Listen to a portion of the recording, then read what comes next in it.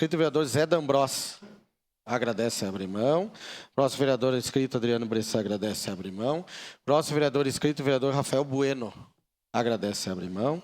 Próximo vereador inscrito, vereador Renato Oliveira, prejudicado. Próximo vereador inscrito, vereador Sandro Fantinel.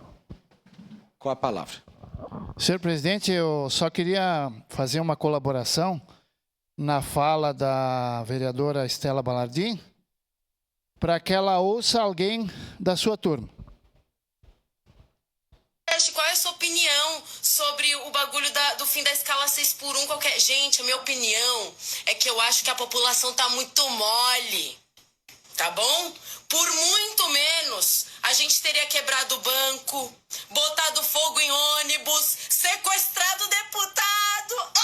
Eu queria tanto sequestrar um deputado do PL, porque ninguém se organiza. Porra, cara, se a gente se organizasse direitinho, entendeu? Nós botou os caras lá, nós pode ir lá buscar, botar na mala do carro e, mano, dar um rolê com eles. Fuzil na cabeça e a porra toda. Se você não assinar a favor dessa merda, você morre. Essa jovem cometeu um crime.